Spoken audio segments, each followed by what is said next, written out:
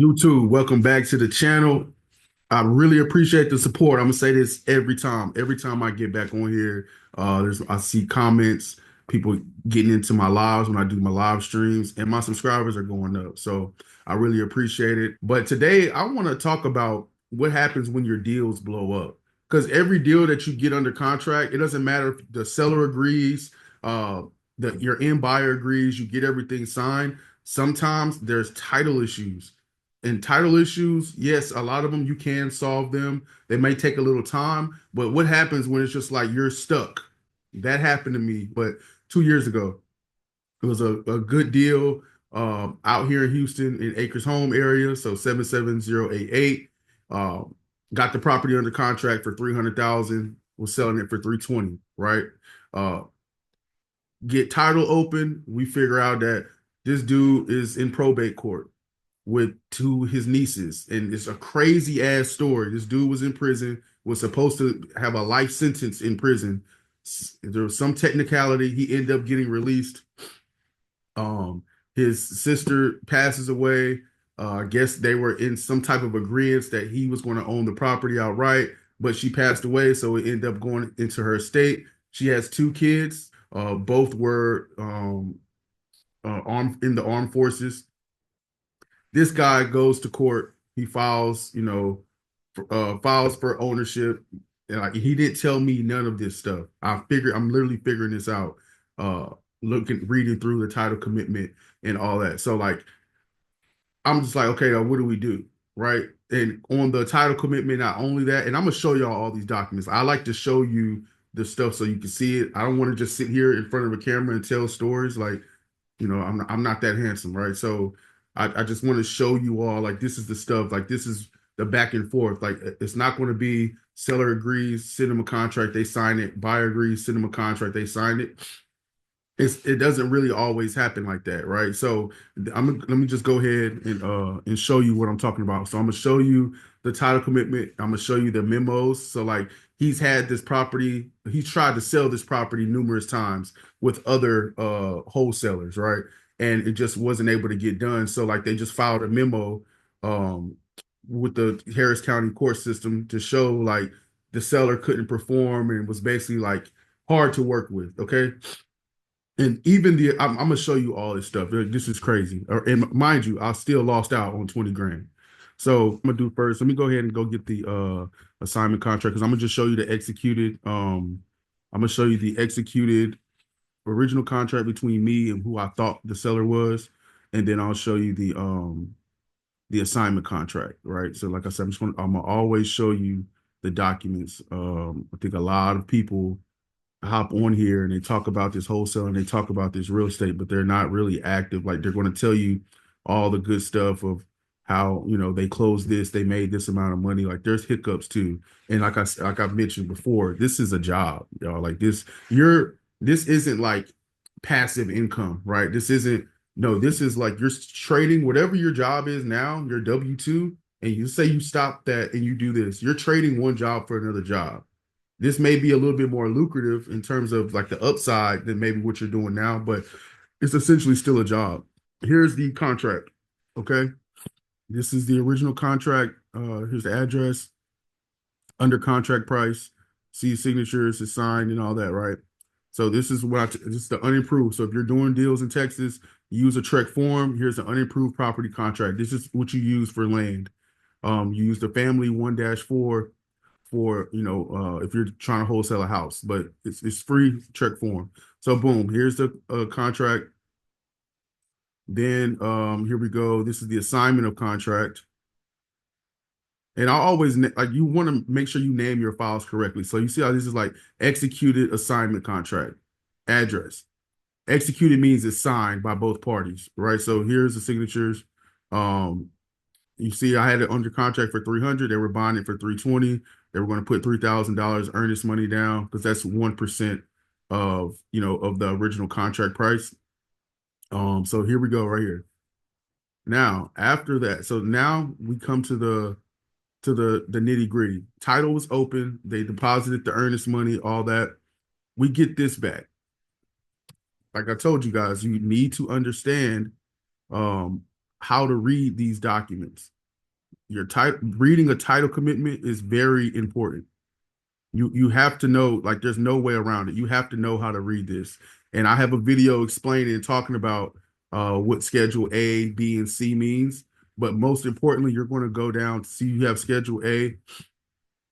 This is kind of really just mapping out who's buying it, what's the price, the like legal description, interest, the type of interest in the land, all that stuff is going to be on A. And then they have the name, exceptions from coverage. Now, Schedule C is where the important stuff is, right? So then right here, privilege lien, City of Houston for abatement of weeds, grass, trash, rubbish, 1,500. Here's another abatement of weeds for basically two grand. This is what you see, like, oh shit, okay, this has to be paid. This is 1,000. So essentially, if you think about it, 25 plus he basically owes damn near fucking 5 grand. Right? So then you look at here, you see these memos. This is from him having the property under contract, right? So it says right here, company requires release or termination of contract. So I guess like, and I've talked to these two wholesalers. I had to track them down on Facebook and call, like I had to really track them down, email, calling, and one of them told me that they were supposed to make like 50 grand on the deal, but he couldn't come to an agreement. Seller was unwilling to, and I'm gonna tell you about this seller. Okay, I'm gonna tell you about this shit. So you see this memo. So this has to be released. This memo has to be released. It says right here, company finds pending probate proceedings. So here's probate court. All this stuff is going on. Now it says affidavit of claim by Bernice Dixon in the amount of 36 grand. I'm telling you, this shit, it was just a shit show. This deal was a shit show. All right. So all this stuff, you see all this stuff, what needs to get handled. The three memos, I will have to get those people to release. Boom, get those signed, send it over to title. We got to get these liens taken care of. Get that sent over to title. And ultimately, what's going on with the fucking court? Because that's not quick, right? So, and he swore up and down the people didn't know what they were talking about and all that shit. So, mind you, here's the title commitment. You see all the shit that's going down in this deal, and you saw this is a $20,000 deal, right? So, what ended up happening? I had to go find the court docs. Here's the docket right here.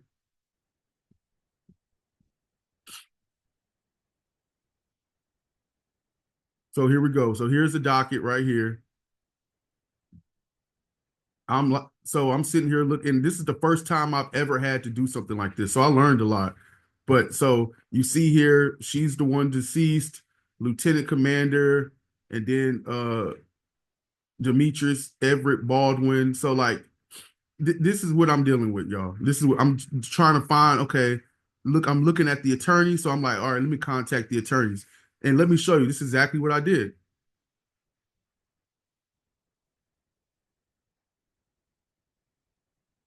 Let me go to the email. So I ended up finding Sarah Duckers you saw she was one of the attorneys. I emailed her, I attached everything, the title commitment docket and all that kind of stuff. So she said that like this probate more than a decade ago. Y'all see this. Then they called, it was like he was designated as a vexatious litigant. I didn't know what the fuck that meant. So I was like, what does that mean? So I looked it up. Basically, this dude was like, this court ain't gonna give me what I want. I'm gonna go file with this court. This court ain't gonna give me what I want. I'm gonna go file with this court. You couldn't fucking reason with the guy. You couldn't reason with him. Like I just showed you everything, and I ended up just walking away from the deal. But you couldn't reason. Like sometimes, bro, there's no end game that you just gotta walk away from the deal. A lot of people online won't show you shit like this. Not every deal you get under contract is going to close. Yeah, can you fix title issues for some deals? Yes, I went over a deal where we had title issues, where we had to get airship affidavit signed, where we had to get interest transferred over to the actual person from everybody else who was part of the estate. They transferred their interest to this original seller that I was in contact with, and then she was able to make the payments out according to what she deserved or deemed, whatever. But in this case, the seller just uncooperative, and there's really nothing we could do until the probate court was concluded.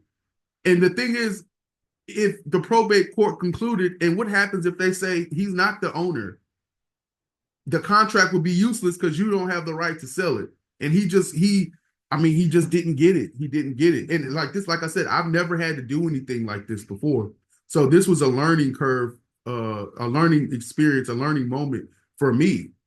And as you get more deals going, y'all, as you start to talk to more sellers, put more offers out, you're going to experience stuff that's going to help you grow, and that's not just for wholesaling. That's like just dealing with real estate in general.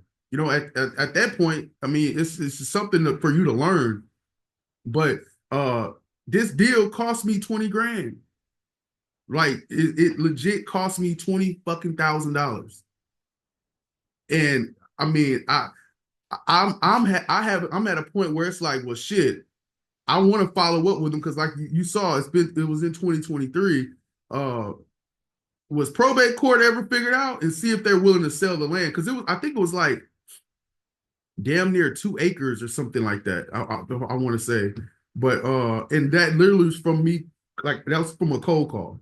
That wasn't anything special, or I met him through. I literally was picking up the phone or had my headset on, my dialer going through, and he even told, I'm selling it for this amount.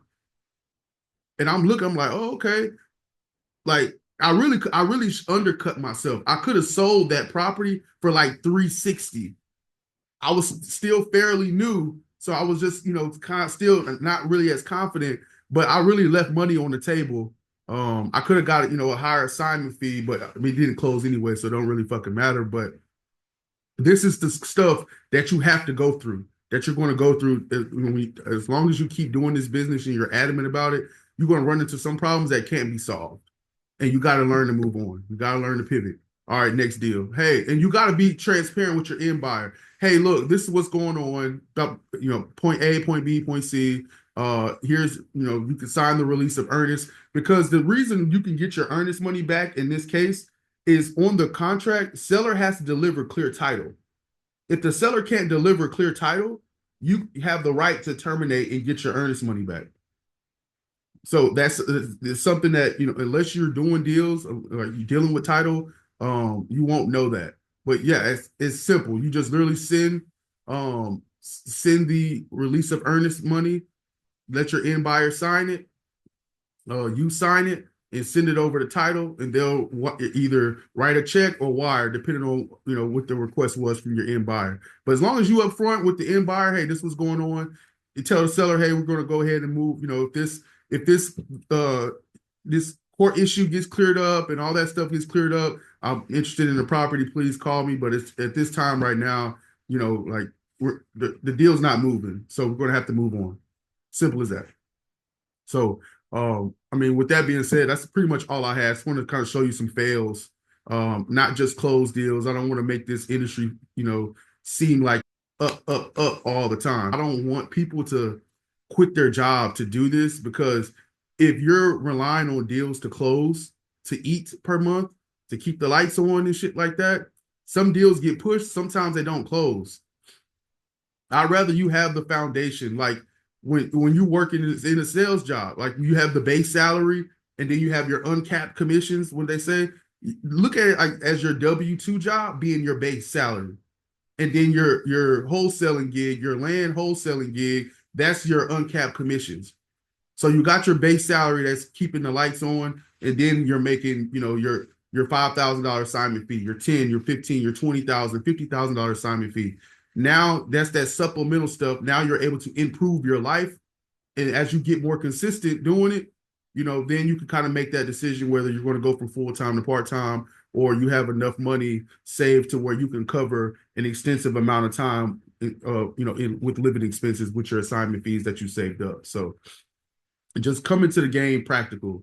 I'm going to put practical content out here. I'm not going to fluff it up and make it seem like it's more lucrative than it is. I do strongly believe when you're wholesaling land, you should always be wholesaling land with the goal to start building, start building, start building. You don't want to just rely on wholesaling. You can make a lot of money doing this wholesaling land shit for sure, yes. But you should always be trying to elevate and learn more. And if you're going to be networking and building these relationships with builders and developers, you're around the land. You know what I'm saying? Like once you're making a bunch of money, you start making your money, go out and just try to partner with the builder and get a project done. Then go out and get another project done. You can go from having to probably do 10 to 15 transactions a year to kind of live comfortably to doing 2 new construction projects a year. Just 2. You know what I'm saying? Like if you walk away with 60,000 per, that's 120 a year. And these are like you get the lump sum, not bi-weekly like a W-2. So, I mean, that's the advice that I have for you. I'll start putting out some more content when it comes to the new construction process and stuff like that, what's required. Maybe honestly, I'm gonna get my podcast started back up, and I'll have the builders on there. I'll have architects on there, MEP engineers, some people from the city planning and development department on there, and so they can kind of give you the real stuff. Like I'm trying to teach you the real game that you could take down the line. So if that's something that interests you, you know what I'm saying, drop the comment what you want to hear.